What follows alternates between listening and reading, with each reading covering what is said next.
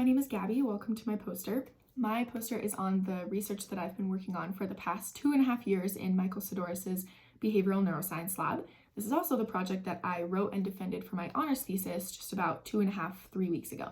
I've been working closely with my grad student mentor, Kayla Saletti, and my postdoc mentor, Kyle Brown, and we are interested in the relationship between stress, controllable versus uncontrollable stress, and how that relates to cocaine addictive behaviors.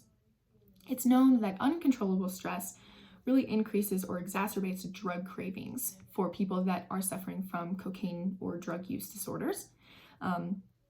These uncontrollable stressors can be a natural disaster, losing a family member, and when people undergo these traumatic experiences with no control, they are really prone to relapsing back into their drug use. However, controllable stress, if there's a stressor that someone can terminate or have some sort of control over what's happening to them, we see that those people are more resilient, and animals, we see that both are more resilient to future stressors.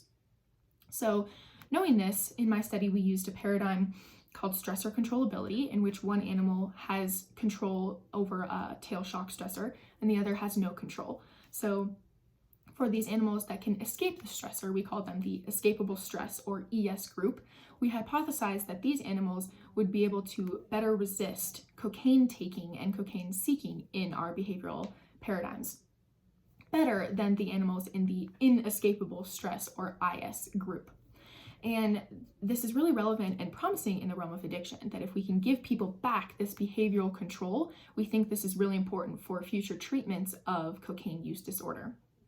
So there are a lot of experiments in my study, but essentially the first two are looking at drug seeking, in which the drug isn't actually available for the entire behavioral test, but it's looking at that compulsive, all-consuming craving thoughts of drug use and how animals are going to continue to seek out the drug and basically how strong their cravings are. Then for the other two, we're looking at drug taking, in which cocaine is actually available for the entire duration of the behavioral test. And we're looking at how motivated the animals are to seek out the drug. So another important part of addiction is the motivational aspect of how willing these people that are addicted, or animals, how willing they are to endure sometimes aversive consequences like dangerous drug dealers, lots of money to spend on the drug, withdrawal symptoms. How willing are they to endure these aversive consequences to still take the drug of interest? So we thought that the ES animals, because of that behavioral protection, we thought that they would be able to better resist the drug seeking and drug taking. Our results are a little bit mixed, and I explain why we think they're happening in my discussion on my poster, but this study is still ongoing, and in the future we are going to adjust a couple of our paradigms to better tap into certain aspects of addiction. And overall, we think that combining the tail shock stress of stressor controllability with these stressors of the aversive consequences of addiction might be a little bit too much stress for the IS animals.